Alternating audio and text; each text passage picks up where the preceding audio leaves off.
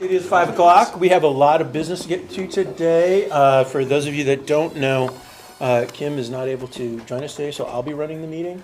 I'd like to call to order the Patricia Hannaford Regional Technical Career School District meeting for September 26th into session. And I would like to start with introduction of board members. Sharon, would you kick us off? I'm Sharon Meacham. I live in East Middlebury. I'm workforce and investment board. Oh, okay. Steve Parks, live in Middlebury. Bill, you want to go? You're over there. This is out of order.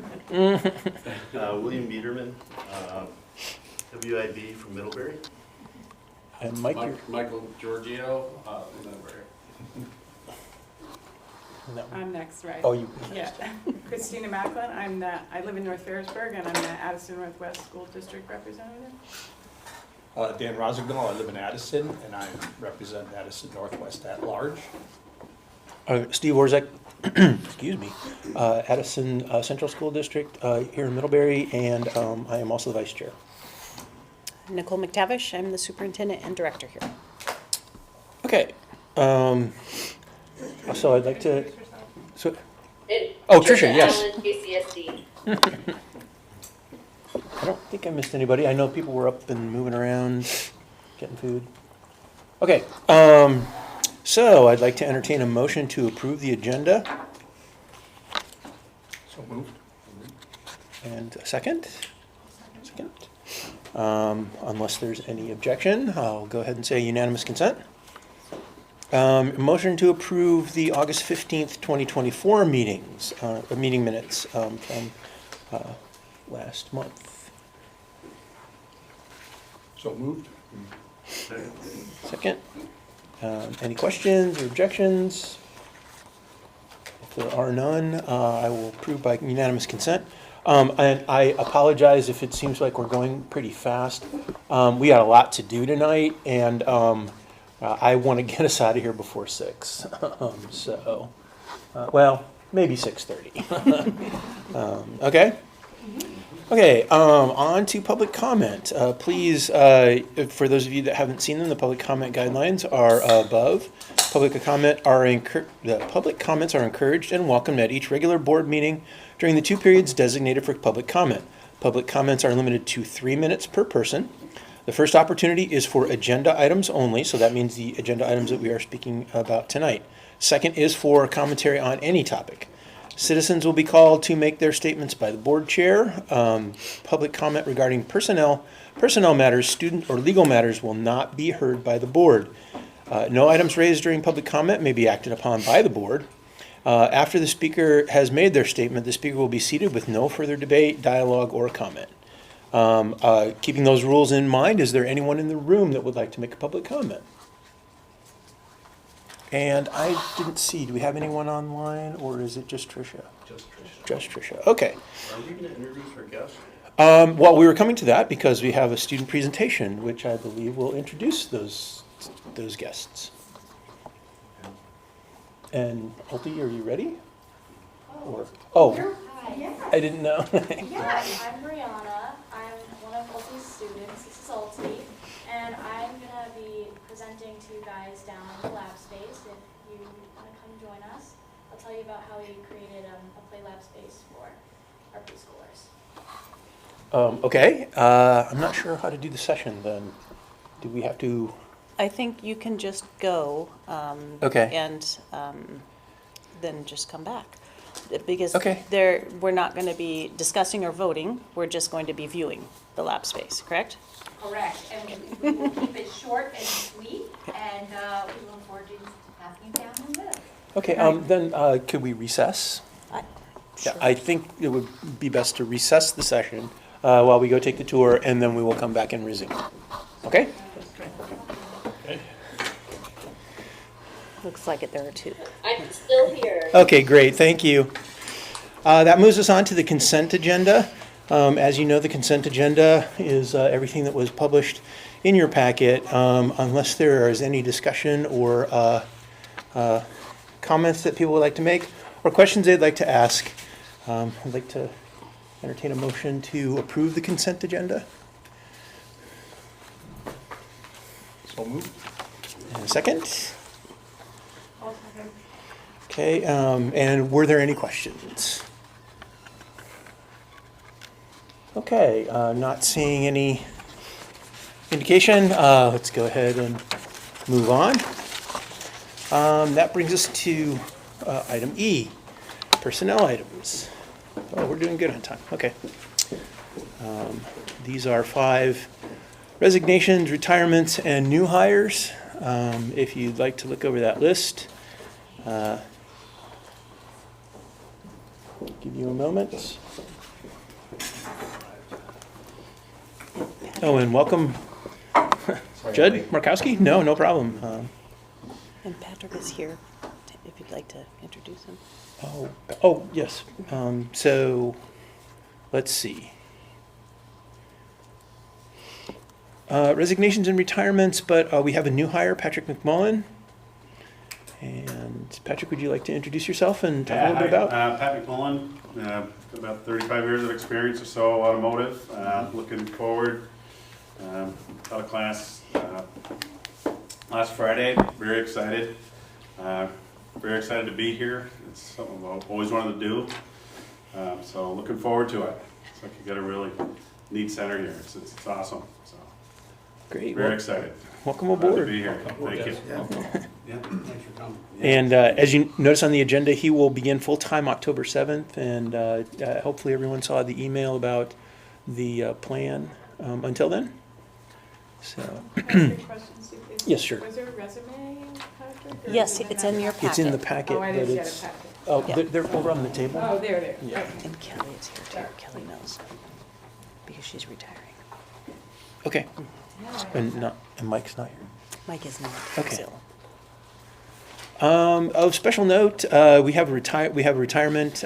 Kelly Mills is here, and we'd like to thank her for her service. You have been here for 30 years. 30 years. Yes.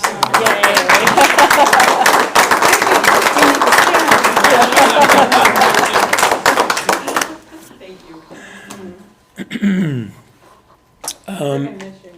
Thank you. But you are staying around this year. That's right. Yes. Yes, I am. Let's see. We have a presentation. I believe we have to vote on those. You do. So if I could get a motion, I believe we can do it collectively. We just have to enumerate and say who doing what. I'll make the motion to accept the resignation of Mitchell Patterson, the retirement, unfortunately, of Kelly Mills, and Mike Adaman, and the resignation of Barry Lane, and the new hire, Patrick McMullen. Okay, it's been moved. Second. Any discussion? And again, thank you, Kelly, for all your service to the district. We do really appreciate it. Okay, all in favor of accepting? Did we get a second? Yes. Oh, Yeah, I'm sorry, I didn't Dan hear. did. Sorry. Bill and Dan both did. Yeah, at the same time.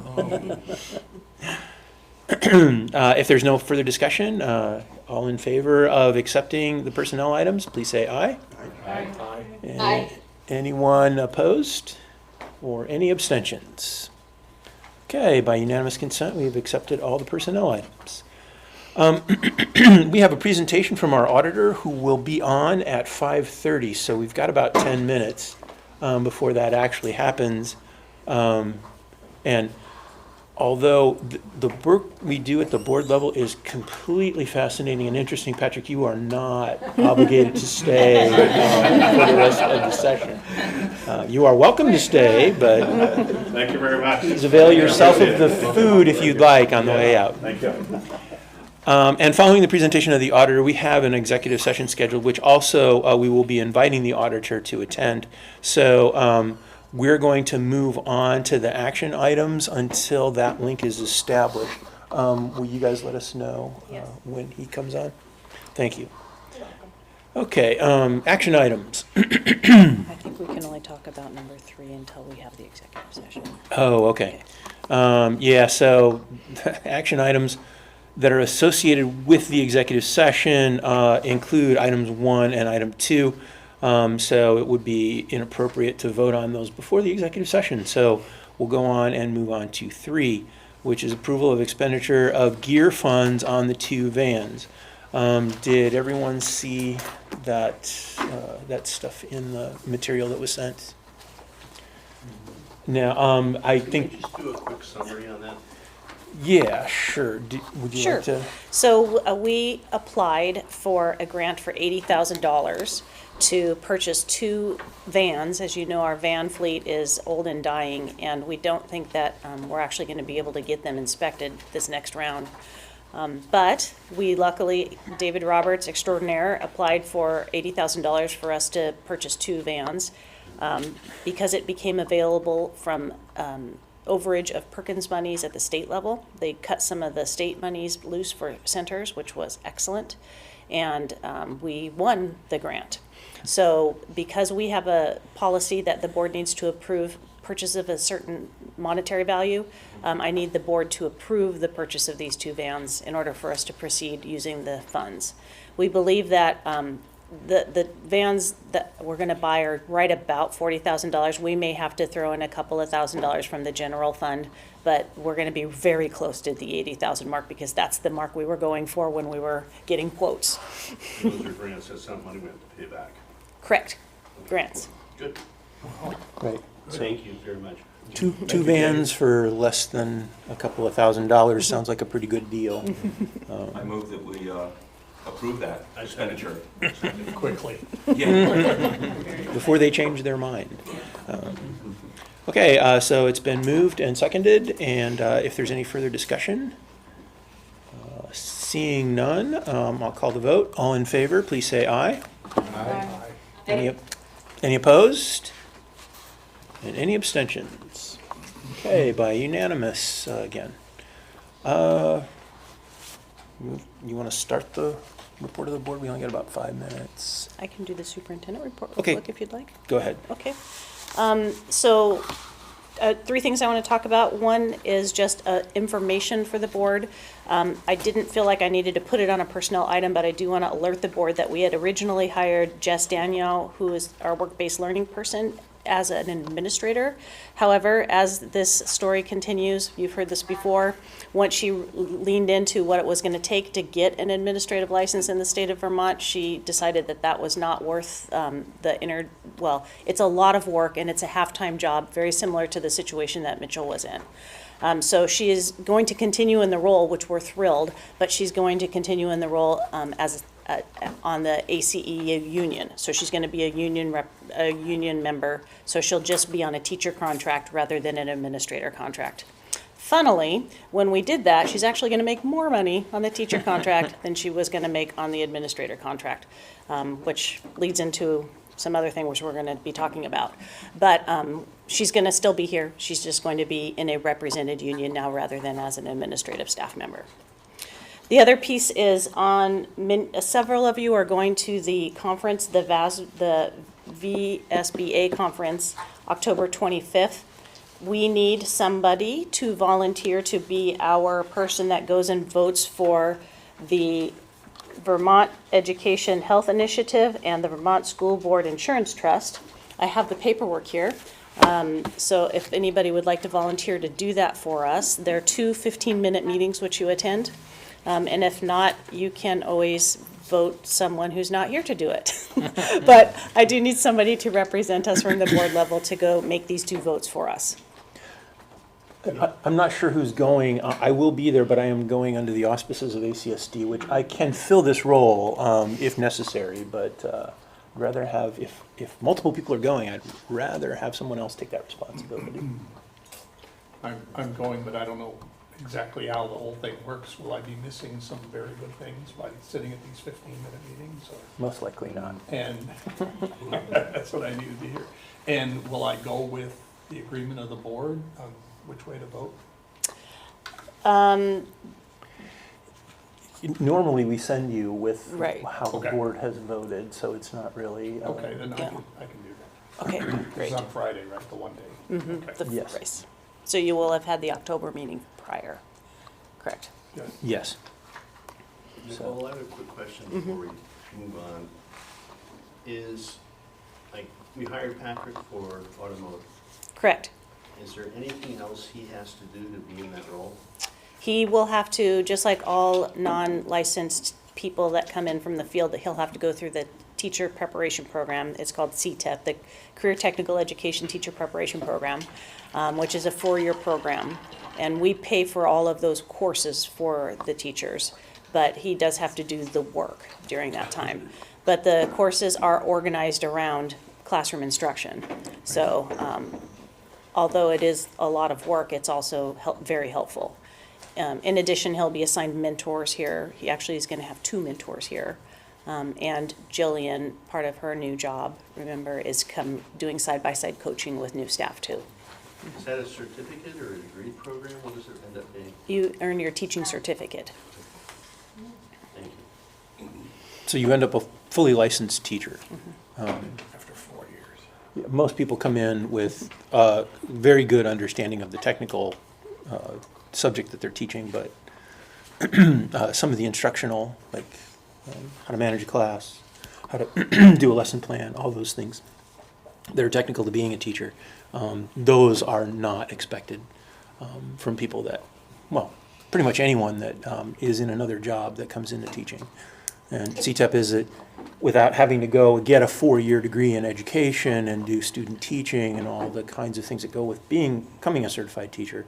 It's, I wouldn't call it a fast track, it takes 4 years, but it is a streamlined way to get someone who has instruction or has instructor capabilities in a technical subject like we usually teach here, to get them the teacher credentials so that they know how to do the rest of the job. So. Thank you. And then the third thing I just wanted to alert the board is that I did meet with Sheila Sewell and Patrick Green, the superintendents of Addison Northwest and Mount Abraham school districts, and Caitlin Steele, the principal of Middlebury High School, the principal of Mount Abe High School, and the principal of Virgins High School this morning. We're starting a conversation around the statutes and board rules in the state of Vermont governing CTE. As you know, my first year here, I just tried to really learn and listen and find out what the current situation was. And both Wendy and I are finding that many things are not aligning to the state statute and board, not that we're doing, but that sending school districts are doing. And it seems very much just that they don't know. So we want to start the conversation about what those rules are and then how we can collaborate on getting closer and closer to the spirit and intent of those rules around CTE. Nicole, are there some issues like related to what you're talking about? There are. So I'm planning on doing sort of a separate board presentation on this because it's big. It's a big deal, lots of stuff. But specifically, there's really pretty clear language in Vermont that K-12 school districts are not allowed to compete or duplicate the efforts of career technical centers. So they are not supposed to offer classes that are the same content that we offer. And we have quite a lot of that going on in all 3 school districts. Also, the minutes for our pre-technical courses we have traditionally tried to work around the schedules of the high schools, but we are required to have, of all things, CTE is the one place you have to have seat time. You don't have to have seat time in high school anymore, but you do have to have seat time in CTE, and we have really strict rules about how many minutes of time students have to be in a class per week in order for it to count. And that's challenging with the different schedules that we're mapping through. And then we also have some smaller things. We have our career technical education counselor is required to do 4-year plans with students similar to what they do at the high school level. And there seems to be a little bit of conflict there because it feels like there's a duplication of effort and people are worried about that. So we would just want to make sure that everyone understands that Amy's doing her job when she's doing those things. And just some other things like that. So I think it's first just having everybody understand what the statute and the rules are, and then as we identify pain points, how do we collaborate through those? Yeah. So, if I may ask, if you have a 4-year plan here and a 4-year plan at the high school, are Can't those two be merged, or? That's exactly right, right. It Yeah. wouldn't make sense for all of us to be doing our own thing. So how do we collaborate so that Okay. the student is hearing the same message from both entities, Okay, right? okay. And there's some lack of clarity across all three school districts on certain issues, and then some issues are isolated to each of the schools. So it's an effort to really start the conversation with the sending schools to make sure that everybody kind of comes together and that we're all operating, within the guidelines. Yeah, because some of those teaching situations have been going on for a very long time. Yes. Right. they So have. all of a sudden, you find out it's not really what it's supposed to be, and that's gonna Right. cause some issues. It absolutely is, which is why we're taking this as a let's learn first together and then collaborate on solutions approach. Okay, any chance the auditor has joined us? All right. How much time do you need, Rebecca? Mine's pretty brief. I have Okay. it in your packet. Okay, so let's go ahead and move on to that then, the business manager's report. Just, the biggest thing is just wanted to get a report out on our Tyler technology software system. We went live on July 1st, and it's going pretty well. With any new software system, there's some bugs and some things to work out. We trained the teachers during in-service, so they all have access to their employee portals, and they're able to do their purchase requisitions through the system. So we're having less paper in the office, which is really nice. And we're able to be a little quicker with the turnaround and getting those things approved for them, so that's been really helpful. And as we continue to go, we're just gonna keep adding new features as we keep moving forward. And so all the data transition has all been, It's gonna be complete next week. Next week, okay. Please. okay. All right. And other than that, was there, Other than that, just Okay. status quo for you now. all right, great. So I guess we should just keep moving through the agenda. Yeah, I can point out that the reason I gave you a paper copy of the audit materials is because they're still drafts, and I don't want them out in the wild until they're finalized. So you have those to support tonight's presentation, and you'll get a new copy when it's all final. Okay. And I think you want them back tonight. Yeah, I'll collect the draft audit materials again, just because they're not complete yet. Okay, so I think that moves us on to the rolling six semester average. There was some confusion. This is not a simple thing as to how we get counted. It's not how many people came here last year. It's how many people have come here over the last 3 years, kind of averaged out. So it can be confusing, and it probably isn't a bad idea for us to go over this again, especially for people who haven't been here for explanations of this nature before. So, did you want to? Yeah, so Beck has put together, I think, a really nice graphic of how this works. It's not intuitive, and it's also not up to date. So when we are talking about, if you look at, so we're looking at the colorful sheet that has the blocks on it, that says six semester average at the top. I'll wait for you all to get there. Wendy's holding it up. Perfect. It's also on mine. too. Yes.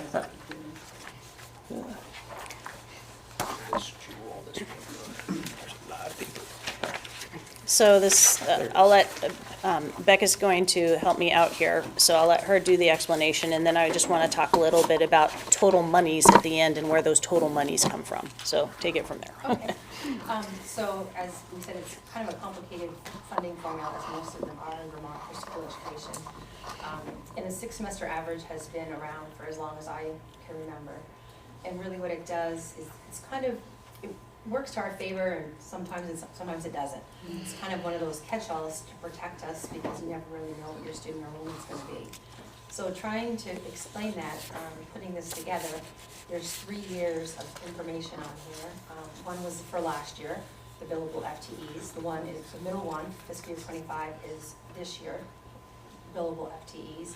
And then the last one will be for 26 for the budget that we'll be building. So we're still waiting for some information on that. So I color-coded it so that you could see how the years continue from year to year and how they fall off.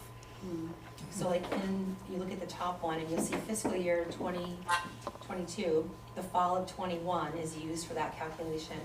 And then it again is used in 25, but then it falls off for 26. So you lose 2 every year. Once again, you can see the spring of 22, the yellow goes through and the blue. And that's how it works. And so even if we had we had 200 kids this semester, we wouldn't really see the benefit of that until another 18 months out or so. And then we'll get that to carry through for the 6th semester. So it really is made as a safety net, so that if you have a really low year or a really high year, both for the sending schools and for us, for budgeting purposes, so that you're never really caught way out of whack, because that could happen pretty easily. Right, and the takeaways I just wanted for the board here is that even when we work really hard and we do really well with enrollment, we don't see that benefit in the current school year. So that's kind of a lagging indicator. The other piece is that for total monies, so the sending school districts do not foot the entire bill of the tuition rates.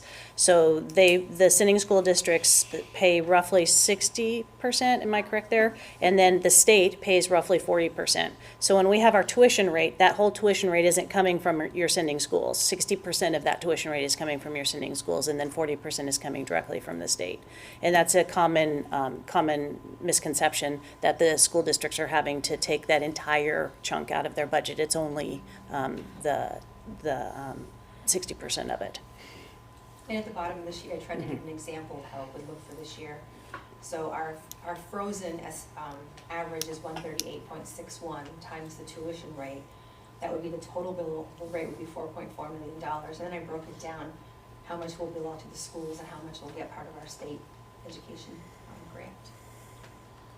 Yeah, Bill?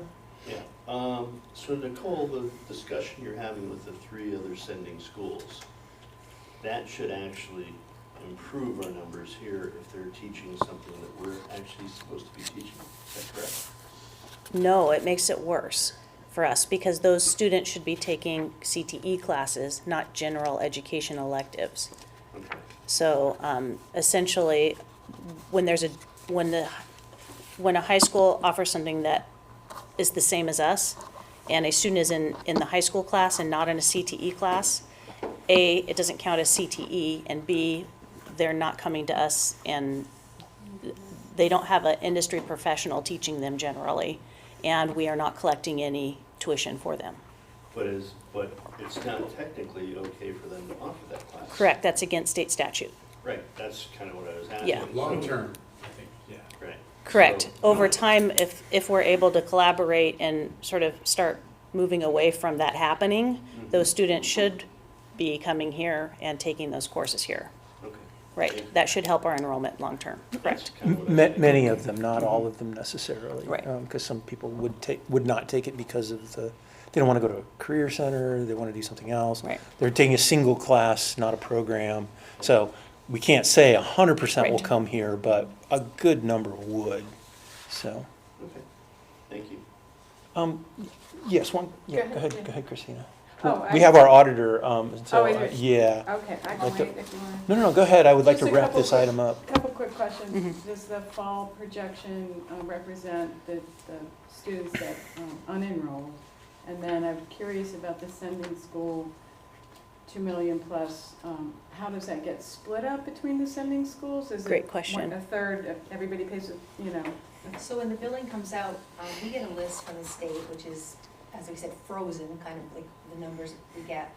And we bill it out to each district dependent on the children or the students. their that student they- population? Right, Makes on Okay, 6 that's semester what I was average. So wondering. it's not like I cut it a third. Okay, Because you might have someone that comes like from Slate Valley. We have a couple of students that come from there. And so like they might have like a 0.5 FTE, so they get billed that. So every district gets billed for the students that are part of their 6 semester average. gotcha, okay. Good. And the number there that's in the red that says estimated is just a number that we're kind of toying with right now. Nicole might have more information on that. That's the number we threw in there. Yeah, this is as of today, our FTE, and yes, all the drop students already out of this number. So Okay. this isn't accurate as of today, number of students. Okay, great. And just to clarify for the school board, even we bill based on where the child lives. So even if they're by choice in another district, that district doesn't have to foot the bill if they live somewhere else. Wherever they live pays for them. Yeah, Thank you. you're welcome. Okay, were there any more questions about the rolling six-semester average? We will come back to the next page that has color on it, the attending PAHCC. That is the next item, preliminary enrollment data, but it looks like our auditor has joined us. Perfect. And I believe we're ready to see a presentation. So, sorry, your name is really small there. I can't read it. Ron Smith. Ron. So, welcome. Ron Smith. Listen, sorry, so you're going to hear me hack a little bit and wheeze. I had an asthma attack and just got over COVID, so I don't think you wanted me at it. So, We're glad you're you know, but I'll certainly gut it out. I'll certainly gut it out for this. So, Nicole, how do you want to start this? Why don't you go ahead? And somewhere on here, I'm sure I'm allowed to share my screen, so just bear with me 1 second. It says sharing is not turned on. Oh, we're working it right now. We're working on it. Would it be okay if I turned off some lights, everybody? Yeah, actually. What I thought I'd do, you guys, is this, with the exception of getting some information and a conversation piece that we're gonna have on your food bank that you used to do, you know, local agencies there. You know, this thing is virtually in its final form, so I thought I'd just walk through and hit the financial highlights of 23, you know, hit some of the, you know, and things that we saw during that 23 audit and kind of bring us today and yeah, and really, that works for you all. That's what I'd like to do, so.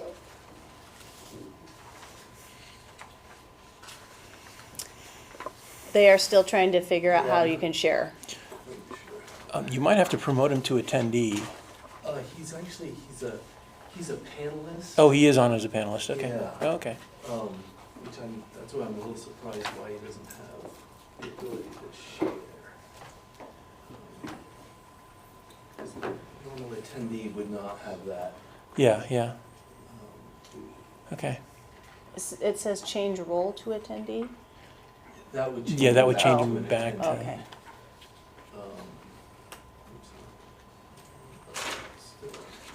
Well, the other thing I could do if this turns into a struggle for you all, highlights of this thing, and when I'm out there doing the 24 audit, you know, maybe I can suggest me physically showing up at another board meeting, kind of do a little like a final walkthrough, you know, this audit, and probably more so talking about 24 and where we're at. Okay, and Ron, they I'll leave that also, up to you. yeah, and the board does have a hard copy of Okay, the let me- management let me letter. bring it through- Okay. Let me bring it through some pages, that's Okay. great, that's great. So you guys all have a hard copy. You know, here's the first page I'm gonna start at. That's gonna be page 15. So that's gonna be your balance sheet for all the funds, you know, that you guys had, you know, at the district this past year for 6/30/23. And with your general fund, which is really the main education fund, you know, of who you are and what you do there, you know, for the district. And then you're gonna see the, you know, for lack of a better word, some of the other ones, you know, that you guys do and operate on your business, your building and equipment reserve fund, the big renovation project that you've got going on here right now, a big scholarship that you have, and then some other various monies that you have tied into your kids, the vocational, you know, types of services, the education curriculum that you offer, you know, for your school. You know, those are the other pots of money that you operate in addition, you know, to your education curriculum. So the first column we're going to start with is the one that really kind of focuses on the technical school district, your mission, you know, to educate these kids, you know, in that area, is the balance sheet for the general fund. I'm in the first column on page 15, you all. 15. 1-5. Sorry. That's why it's very I'm confusing. going. There you go. There we go. Okay. Yeah, so if you look on that page 15, everybody there, everybody see that column that says general fund? Yep. That's your major fund, that's who you are, that's what you do. And the end of 6/30/23, it talks about your financial condition. So basically, you owned everything of $838,000 of assets, everything you owned, against everything you owed of $412,000 worth of liabilities and obligations that you had there. Okay, and that's that's patient at 23. So everything that you, based upon everything that you owe, leaves you your fund balance or your carryover balance for the Hannaford School District for $425,970 as of 6/30/23. That's your carryover balance on 6/30/23. Everybody see where I'm getting that number? Yeah. Second number Yep. up from the bottom. Everybody see that? Mhm. Yep. Okay, and I'll bring you back in time, because I, the institutional knowledge, about the center, that's about a $20,000 increase over 6/30/23. Okay, so what's that mean? I believe, if my recollection, and we'll see that in a minute, is the between what you took in and what you spent from your general fund on what you guys estimated, it was almost dead on. I think it was about $20,000, all both to the positive between your revenue estimates, and your expense estimates, about $20,000. And that's an increase up over 6/30/22. So when you take the $275,000 that's been assigned and committed for 6/30 for things that happened after this fiscal year for 6/30/24, you're left with about $134,000, that's really not attached or not assigned. And the first thing that I would ask, and I'm actually gonna just lower my screen here so I can kind of like see around the room. Nicole, you can be my eyes because I can only see about 2 to 3 people. How many people have been on that board for about 5 or 6 years? Till they go. And I was actually sitting in that room about 5 or 6 years ago when you guys didn't have any carryover balance of money. Is there any of that institutional knowledge left on that board? I think we have 3 board members still that were here then. You guys remember that in that conversation, because that was a big talking point, back then, is we really didn't have any discretionary money, whatsoever for the district. And we were talking about things like funding future building reserves, capital reserves for equipment and things like that. So it was really kind of a big conversation. Our financial housekeeping affairs in order. And Nicole, I can't see them, but I'm just wondering if they're shaking their heads, remembering the fact, that this district had very little money. It's Yes. never been like there's pots of money that existed until like when you guys came up with a very calculated plan to kind of like adjust future budgets and address some of the problems that you had financially, at that district, and really do some financial. Cole, are those like 3 and acknowledge? Right. Yeah, we came from nothing. Right. We came from nothing. So there's good news. There's good news. What we've been doing and what we really kind of addressed, you all, as a plan here over those 5 is working. You've got a carryover balance, okay? That number on page 15 that I just talked about, and everybody see that 134,000 on that same page? No. That was a negative. No. Everybody see No, that? it's not on Second. page 15. Yes, it's not Okay, there. hold on. So I'm actually on page 15, statement C, and I'm the 3rd number up from the bottom. Is that not there, you all? Nope. No, it's hidden. Statement C, top right-hand corner, does it say balance sheet governmental funds? Yeah. Yep. June 30th, And everybody's 2023. everybody's looking in the first column, general fund. Yeah, And I'm looking from the 3rd number up from the bottom, the second one says total fund balances of 425,970. Yeah. And then the unassigned of 134,214. Does everybody not see that? No, we No, have it's 409,214. Yeah, ours says 409, 214. 275 wasn't taken out of that number, I think, Ron. So Nicole, when we got the information from the accrued compensated balances, the draft's been updated. Oh, Those who are okay. ongoing Oh, so involved. this is You know, the you'll current. see that in the final version. So sadly, I got a better copy than you do. But if you add what I did, it's a positive number is the good news. And my point really kind of being, you know, with that number, you know, is that six years ago, it wasn't a positive number. So this is financially, we've kind of crawled out of a hole. And then if you look at the next column with your building and equipment reserve fund, everybody see that? Okay, that money sitting in that building and equipment reserve fund, that was a very calculated plan to put that money over there to start really kind of having a little foresight, looking in the crystal ball, acknowledging that you're going to need money down the road to projects like you're doing now, etc. So you guys have actually put money into a reserve account for future building, you know, and future renovations. And that's in addition to that. And like I said, 6 or 7 years ago, your balance sheet didn't look like this. It didn't look like this. And this is through a lot of good heart, you know, probably some tough decisions to make out there, you know, at your district. But, you know, I'm trying to a long way in 6 years. And those first columns are indicative of it. Because if you went back in that time frame, going, and I kind of kicked, you know, for your district, those numbers weren't there. Those numbers weren't there for sure, you know, back then. So through your management, through your, you know, your guidance, through probably a lot of tough decisions that you guys had to make for your district, really come out of that, you know, lack of that financial doldrum and really put you in a good, solid financial position for the district, you know, for 6/30/23. Better. I don't think it's ideal. I think we'd all, you know, like to see that with some more reserve money, you know, but I think you guys have come a long way, especially when you're able to, you know, to look where you were before, where you are now, and that really tells the story, you know, really, as far as that goes. So that's good news. So I'll stop there and ask if anybody has any questions up until then.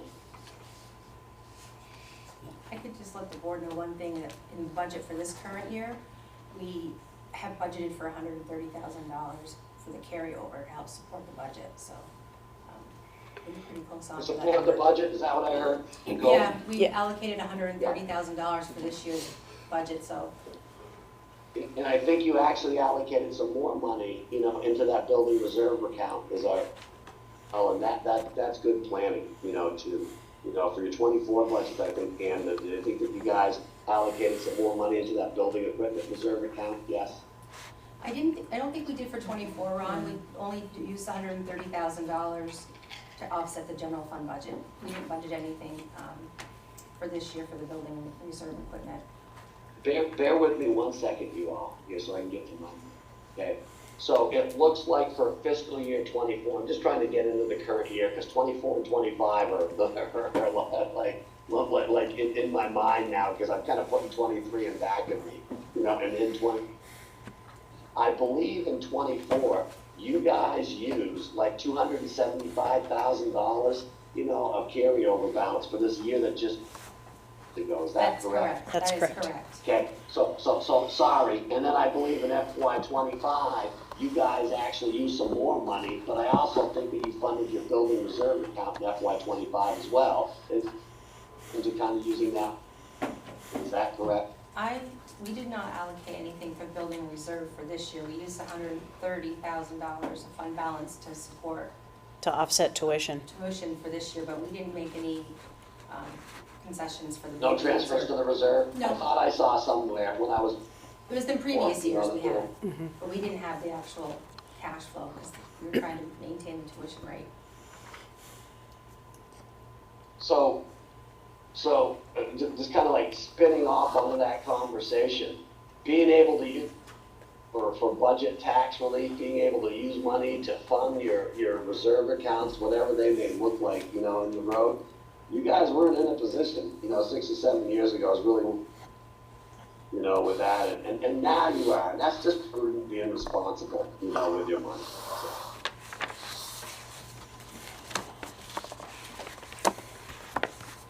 Okay, was there anything else you wanted to point out to us, Ron, or, Yeah, just a couple other things, you all. You know, obviously if somebody said, I always like to say this, hey Ron, difference between this huge renovation to $8 million plus that you got going on would be an eyesore. And that's in the third column, you know, that you see. And I'll tell you, that really strained your infrastructure internally, like, you know, following the math, you know, on that project and getting it into your books, you guys. I know that there was a lot of back and forth with Becca and Samantha and Ally, you know, just making sure that they got the right. That was really kind of a labor-intensive project. We got all the renovation, you know, captured in the right fund. And I'm pretty confident we did, but there was a lot of work, you know, to kind of do that, you know, for sure.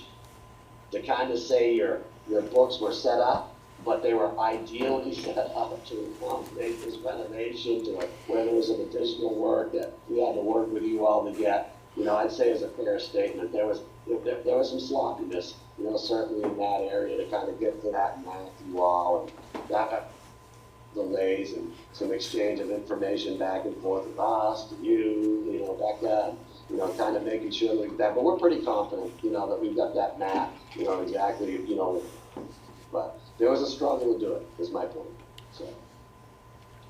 And that's about the financial highlights, you know, everything else, you know, out there. I mean, the good news is we've come a long ways, you know, and I think it's more housekeeping issues, as you'll see in your management practice issues, you know, and I think Nicole, they have a copy of that. They do. Do you want to comment on any of, we have the management letter in front of us. You haven't really had a chance to read it.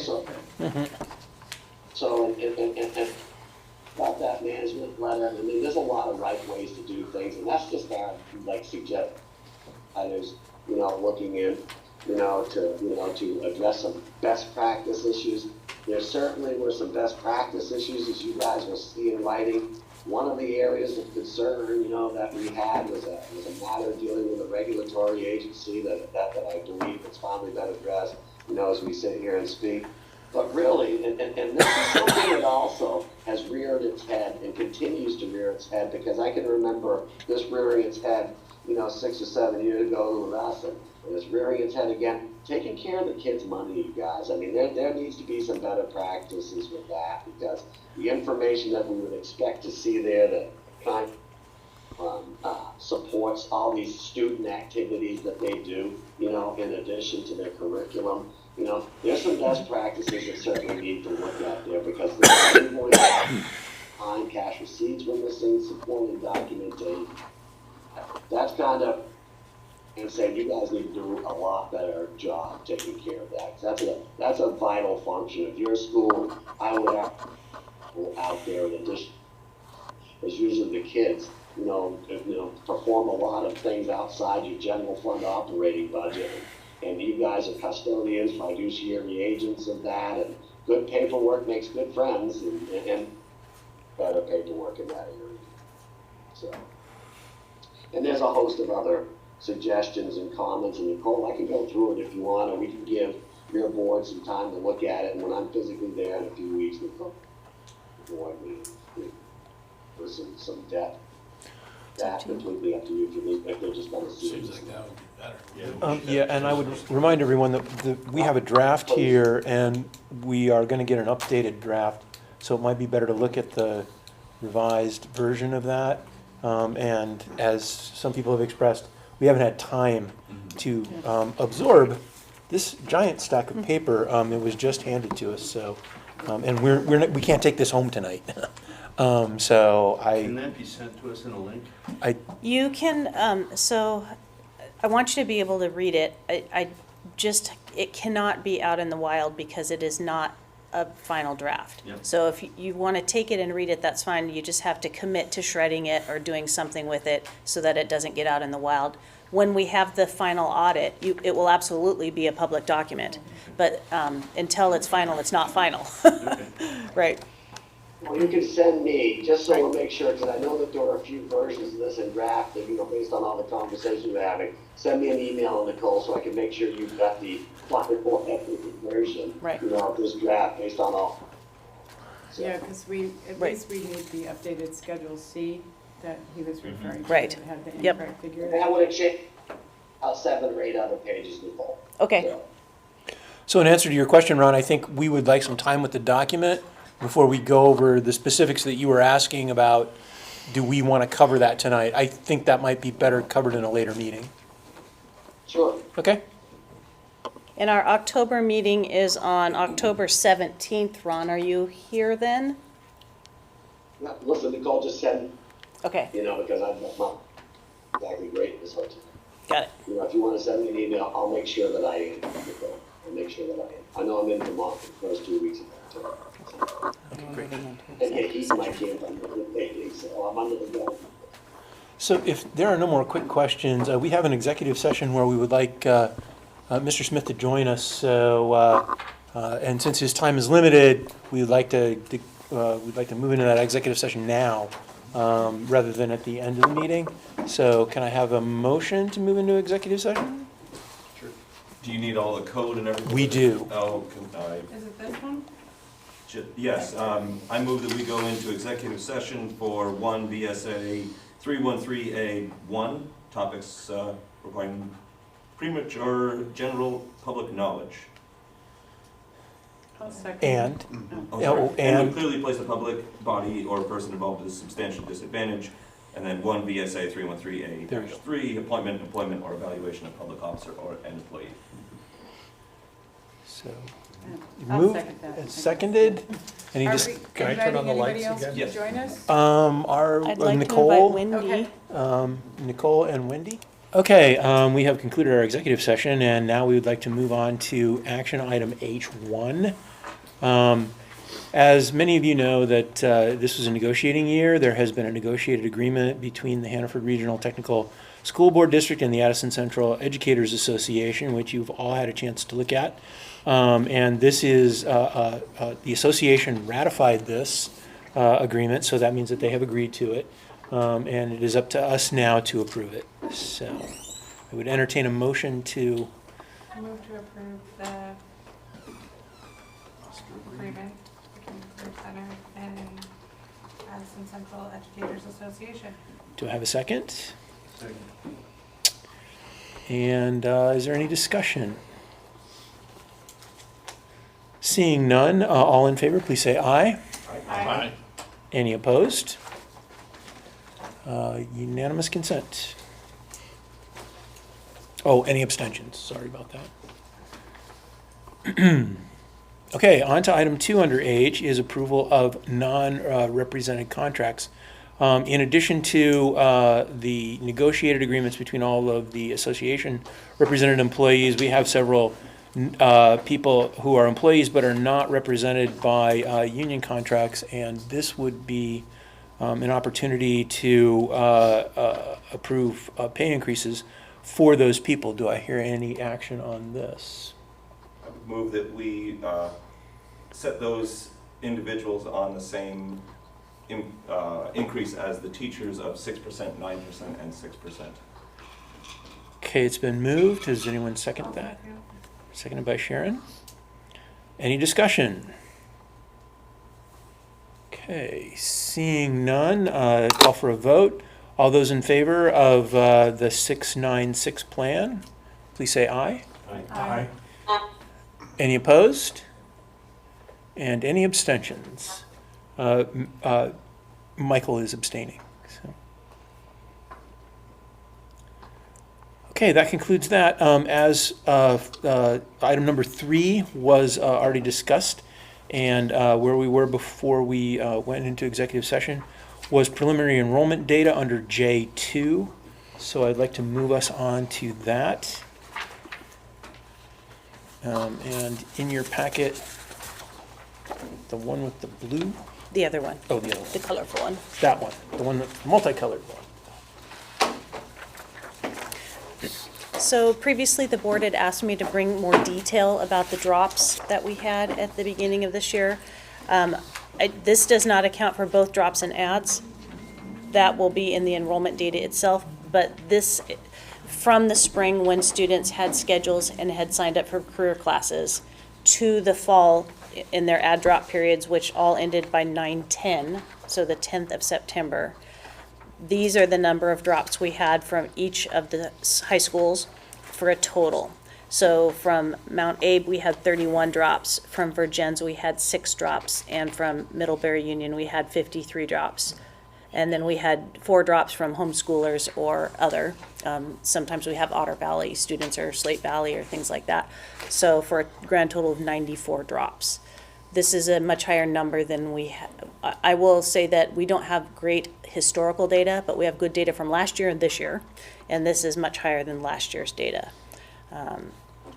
So that is the detail from that piece. And then the second piece is just, I thought it would be helpful to put a little bit of context around that. So, boy, that's small, isn't it? There we go. So what I did on this one with the blue top, where it says attending pack, is for each of the schools I put, because I do have 22, 23, and 24 data for this, how many total high school students are in that district. So for example, Middlebury Union High School currently has 534 high school students going to it. So of those 534 students, 173 of them are taking a career class this fall, which means about 1 in 3 are taking a career class this fall. And that translates into, even though it's 173 children, it translates into 61.84 FTE for us. So this is interesting to me because 30%-ish seems to be about where we're hovering with both Virgins and Middlebury Union High School. I'm concerned at the low percentages from Mount Abe, and especially since Mount Abe is the biggest high school. They should have, if we had 30% of those kids, it would be a much higher number of those students accessing career technical education. And, you know, my soapbox, I'll do it again. We operate as an economic development arm of Addison County. We are serving high school students, but our mission is to prepare high-wage workers for high-needs industries in Addison County. If anybody here has had anything happen to their house, or need an electrician, or need childcare, or want their kid to go to a school with a certified teacher, or needed something constructed, you know how important the trades are, and that they come from us. So if we're not having students partake in career technical education in Addison County, we are not going to be able to refill those positions as people retire out. So when I see a number as low as 14%, I really do worry that students aren't having the opportunity to access the trades, especially since I don't know the exact data from these high schools, but nationwide, about 50% of kids go on to college, so there's a large number of kids that are not going on to college. And if they're going to enter the workforce, I would sure rather they enter the workforce at a high wage, a $25 or a $30 an hour job, rather than a $17 or an $18 or a $20 an hour job. And those jobs are here in the manufacturing sector, in particular in the healthcare sector. And we train for those. So it worries me when I see a number that low. Do they have I'm sorry. Okay, did anybody have any questions or comments?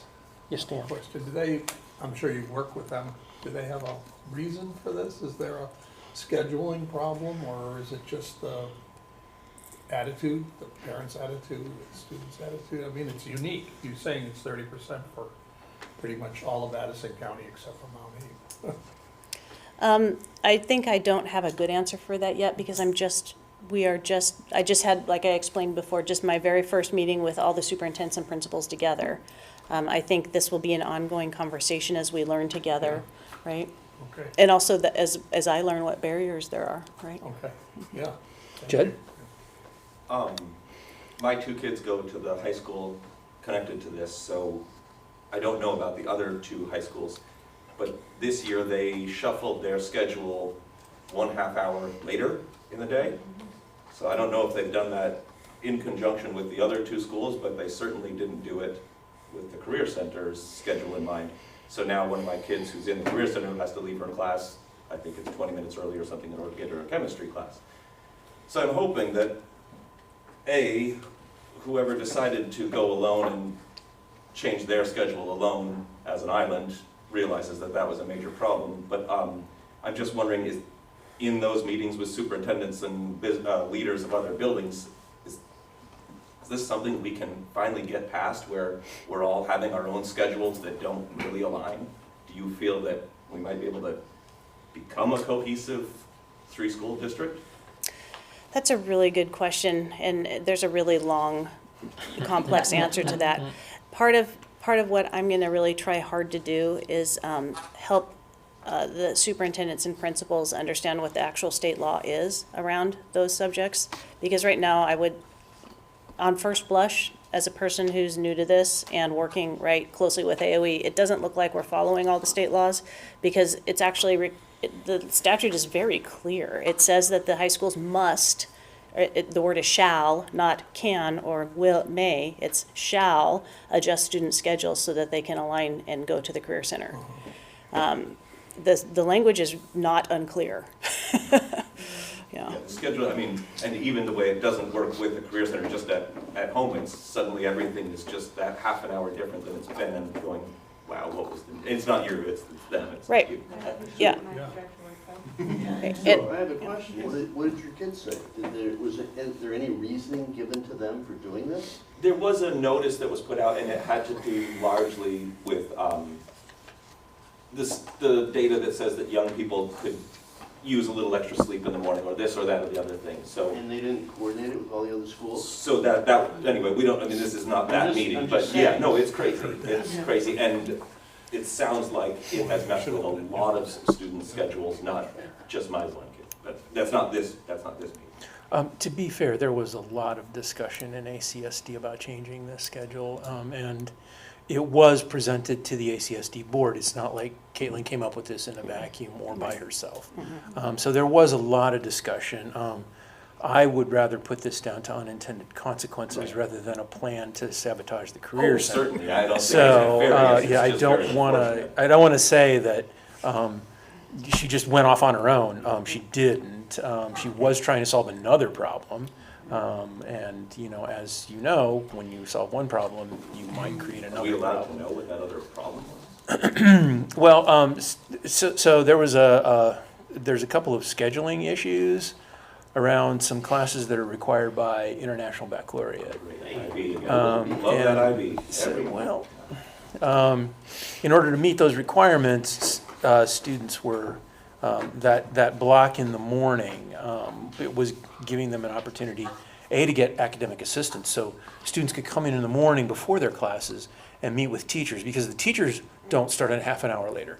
They start and they give basically tuition to those kids who need help. So again, it wasn't just arbitrary to let the kids sleep another half an hour. It was, there were valid academic and administrative reasons for doing it. It's, again, when you pull one thread in a very complex web, you make a lot of things. It's frustrating when a room of doctors doesn't. All right, let's move I on. do understand.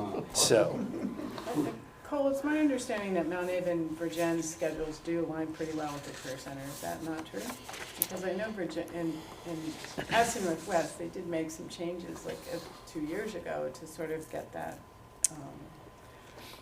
accomplished. So I'm just. Yeah, I don't know if I have the data to answer that question right now. I do know that we're facing some challenges with the 2 classes that we have embedded in Virgin's, getting the correct number of seat time minutes. But that, I can come back to you with more information about that? That'd be great. Okay. Yeah, thank you. we still have 5 or 6 items on the agenda left here, so unless there are burning questions about this, it sounds like we are going to, this is, again, preliminary enrollment data. We will be hearing more about this, certainly in the October meeting, so. Unless you have any burning questions or any go-dos for the staff, let's go ahead and move on. Equipment needs for programs. These are requests.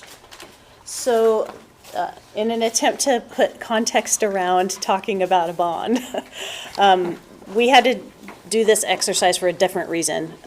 We had one of those phone calls where AOE says, we have a little bit of money, give us a list today about what you need. So we had begun this for a different reason.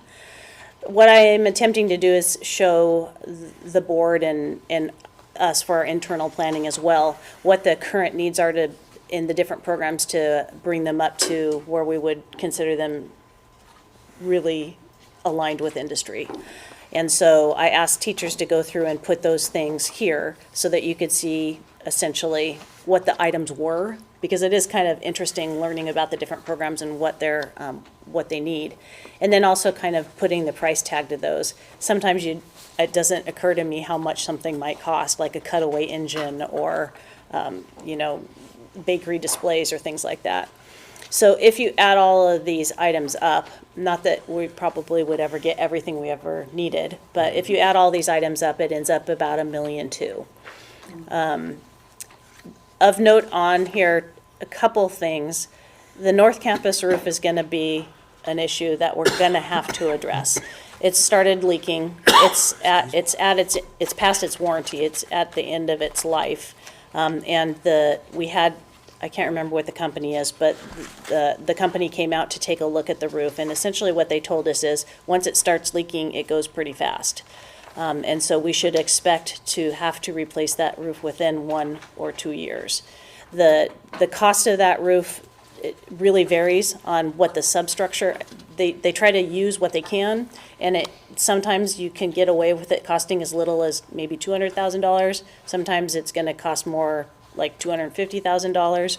And also, we all know the constraints of the construction industry at this time. So that is going to be something it's a pretty immediate in the sense of how far out the board plans. That's like an immediate need. So regardless of if it's on this list or not on this list, it's still going to have to be. It's going to have to be addressed. And this is just for your information, and I'm happy to entertain any questions if you have questions. I may not know the technical detail of some of the things on the list, but I will give my best shot. Could you clarify again, is this a wish list, or is this we have to do this to keep the program running? Some of these things, like the alignment rack, for example, ours is broken and it's part of the program, so we're going to need to replace that. Some of the things, like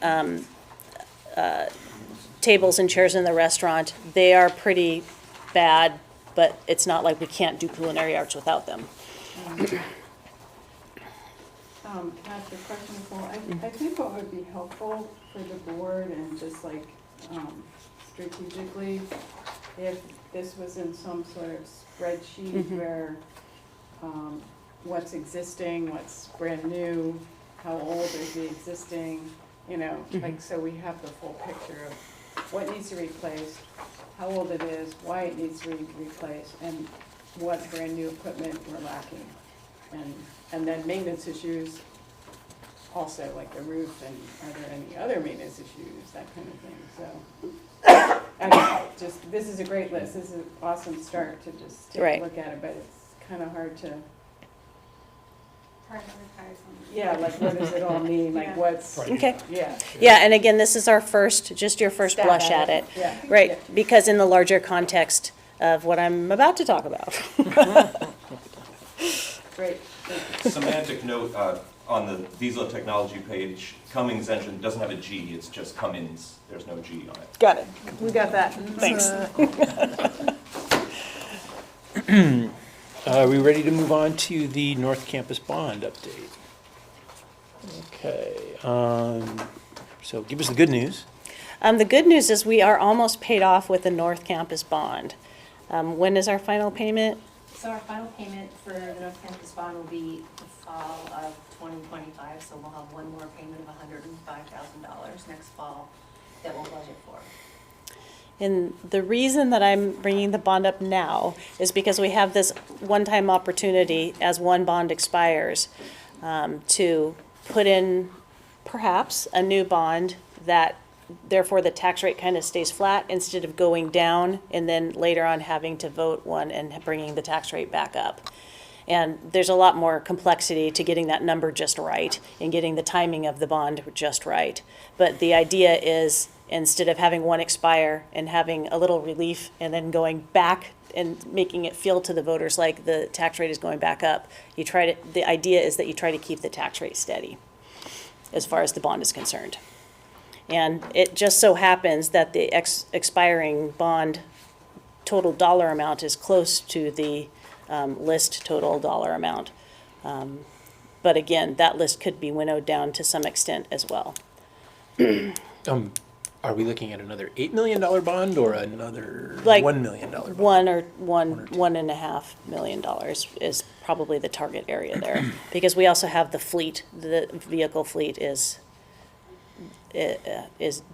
dying daily. You've heard this for a year now. We got 2 vans coming in. We do, we're really excited. And our EV chargers are working out too, so that's exciting too. So that was a status update. So unless there are really any questions going forward, we are not asking for a bond tonight. That is not what is going on here. So Yeah. Steve, is this something the facilities committee is working on with you, Nicole, or? that I don't know. Boy, did I plant you for a segue there? Yes, you did. Is that the next thing on the agenda? It is. Well, actually, it's 2 down. Oh, okay. We have the letter from, if that's all the discussion on the North Campus bond expiring. Well, I have one. On the Okay. bond rates are gonna come down probably pretty quickly. Is there a way to approve the bond without actually drawing it until the rates drop Good appropriately? question, I don't know. I'm not sure, we can work with the Vermont Bond Bank, they're really helpful. I know we've talked with some leasing people as well, and there are ways to like secure the money and draw it later, from the leasing standpoint, but we haven't really explored that with the Vermont Bond Bank, but I'd be happy to get some information and bring that back. It's a really good question. Well, I had a bond discussion today with my financial advisor. Now's the time to buy because they're still kind of high but they're gonna drop.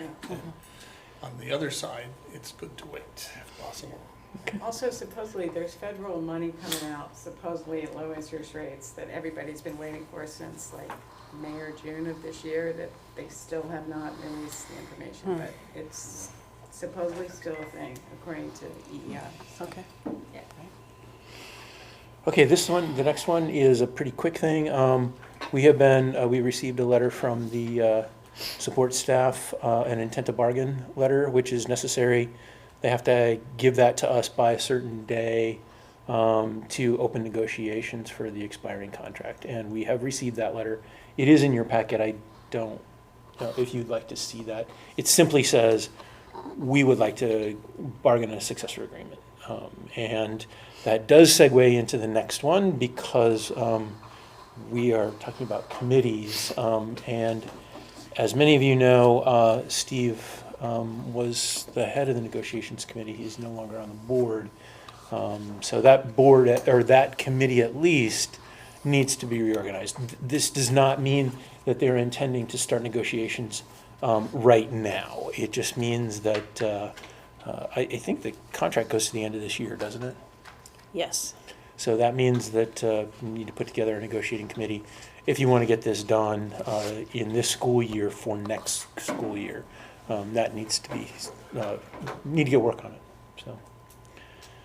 And in addition to that, I know that I don't think budget has met, I know that policy hasn't met, and I'm not sure that facilities has met yet this school We sort year. of paused on facilities after the renovation was complete, but I think it may be time to reopen it. So the people who are current chairs of those committees might want to poll your members, find out what's a good time to meet, maybe get those meetings on the calendars and keep Nicole and Wendy informed so that we don't drop any balls here, okay? Can I ask a question about these? So typically, at least in our school district, all these committees are a set date and time every month. And I think they're posted on the Hannaford Career Center website that these occur in a certain time. Right, Yes, so yes, and just- just to clarify Yeah. on what Christina is saying, you're not getting new committee assignments. You should already know what committees you're on. We're not changing them from last year. The only reason that we mention negotiations is because they don't have a lead negotiator right now, and we would need to fill that position. Your committee chairs would get back to you only if you have the need to change the dates and times. So I think that they're set. I don't think anyone's met yet. So whatever, this is a tickler, I guess, to remind people that we got to do committees too, folks. Yes. But if you are gonna meet, you have to set the agenda. And Yes. it has to be warned, right? 48 hours in advance. Yes, Jen. Was there a list that used to exist about all the committee members? I feel like at one point there was an email that went out. I can search back, but if there is a list that admin has somewhere, that'd be awesome. file. Should be in March or April. Yep. It actually might be on the website too. Oh, there we go too. Yeah. Good call. But I could be thinking, I think. And if you don't know what committee you're on, just contact any of the administrators. They will tell you. And if you contact me, I will put you on 5 committees. I will tell you, oh yes, you are on negotiations. You were the lead negotiator. Okay, number 7. This is our norms and board goals. This is where Joe usually tells us how we did in a meeting. And is there anyone that would like to take that? Go ahead, Jed. The meeting went a little bit long, but it was good to have the RHR Smith thing, that executive session in the middle, but it did make it weird, but it's just life. Other than that, I feel like people asked good questions and there were solid answers and we heard some perspectives, which to me makes it feel a little more cohesive. So I like that, and just appreciate everybody being here, so thank you. I hate to interject here, but I think this might mean something different. Oh. But, Is it? Oh, I'm sorry. Yeah, so you were, I'm sorry, Steve. yeah. Oh, no, I thought that's what we were doing. Good job, Judd. Let them scratch all But that. this goes back to our board retreat. Oh, my bad. I'm Okay, sorry, yeah. So. But nice job. Right. Nice job.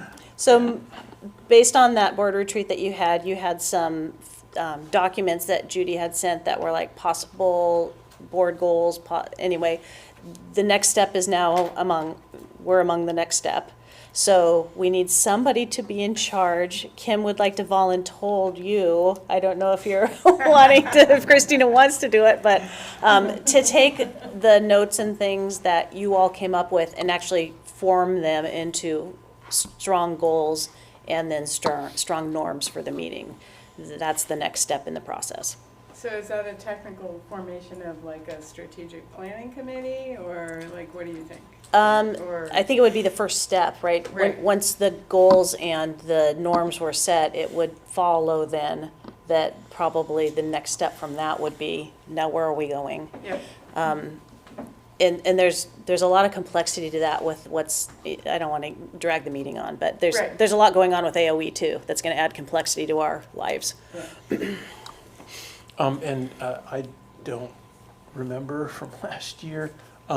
Did we have your goals established? I know we had talked about them. Yeah, that Yes. wasn't part of that conversation, honestly, and then probably even the next step of developing a superintendent evaluation process as a board, and, it's like this. Yeah, we ended up with the instrument at the end of that process, but then Sure. it also said, let's set the goals like not in, Yeah, yeah, and I don't know if we accomplished that, because I remember discussions about it, but I don't remember producing any document that went, this is what you're gonna do for next year. so is it next, Judy's gonna send stuff, or we're gonna, like? Judy has sent stuff. I have that. I Okay. thought you had it, but I will send I it. don't think so, no. to- I may have it, I just don't remember where it is. To I've whoever seen it. takes on this task and wants to lead this group, I will send you the materials. Or if there's a committee, I don't know how, this is a board thing, not a Nicole thing. I'm happy to take it on. I've done some of this work in my other Yeah, district. I'd like to be involved. If it's But I would wordsmithing. love for it to be in committee, not like, Yeah, and then we present ideas to the board as a whole. So, yeah. because as you remember last time, we were slapping and dashing this together, and it turned out, it kind of fell on Kim and I. to complete that process, which, you know, it worked, but we're trying to avoid doing Yeah. that same thing again, so. Great. I think, yeah. But yeah, whoever else wants to, you know, You can sign it. okay. I have word processing. Okay, so maybe you guys can get together after the meeting and discuss where you want to Yeah, go. set it 3 down. people is a good committee. Is there anybody else that has a burning desire to be on that committee? So, here we Mike? go. Mike, And Dan and you. Mike, Danning. anybody else? All Okay. Notice Judd went back and stuff. right. He's a smart guy over there, all right. Now can we move on to public comment, or? is there- Okay. No public comment in the room, unless you guys want to say something. And I don't think there was anybody online other than Tricia, right? Right. Good. Okay, so that brings us to, Anyone read the letter from the governor? Yeah, or the lieutenant governor, Oh, who sorry, just sent it a was letter the 2 lieutenant. days ago. oh, I didn't see. Oh. I was Oh, yeah. motivated to perform my tasks much more aggressively. There's one from the governor, that's really, I don't want to go on record, but I didn't see anything of substance in it. So we have an open house next Thursday? Yeah, oh, yes. We do. And just for new board members, generally the board members all come to that. It's kind of laid back. The teachers will be in their classrooms. Usually we have some students in the classrooms too, kind of showing stuff. And the public just kind of wanders through. Mostly, we hope that parents come so that kids can, right. This isn't that one. Yeah, that's the one in the spring. But we hope to see you. Name tags or something? What, Okay. is there some way we could identify ourselves so that, you know? Oh, you don't want to be identified. Yeah. Name tags. a name tag? You So, bet. yeah, could I walk, put a We could chain make, on yeah. this? I've got some plain. My name is Dan, my pronouns Yep. are, We used to have name tags that that we just picked up or put on us. yeah. Well, beyond that then. Well, in ACSD, for a while there, we had non-functioning, like, employee badges. We have You those. couldn't open the door with them, but it looked like the things that you guys have around your necks, I have plenty of blanks. so. We'll figure something out. Okay, well, we seem to be moving beyond the agenda here, but I would really encourage everyone to come to the open house. It really is a good opportunity to see the program in action. I have always been an advocate of limiting the amount of student presentations that happen in the boardroom because we do have a lot of business to get through. But this is an excellent opportunity to see the kids, to see their work, and to interact with the instructors who are just amazing in lots of different ways, as well as the students. So I would strongly encourage any board member, new or old, please come. Yes, ma'am. Does this also include North Campus? Yes, Okay. it does. I know I came here. Yeah. Yeah, this is really cool. Yeah, Yeah, I want to see it with the kids there. and there are a lot of kids up there who go to it too. Yeah. Okay, now can I entertain a motion to adjourn? Sorry. Oh, you got it, Dan. Motion to adjourn. Second? Second? Okay, we are adjourned. Thank you very much.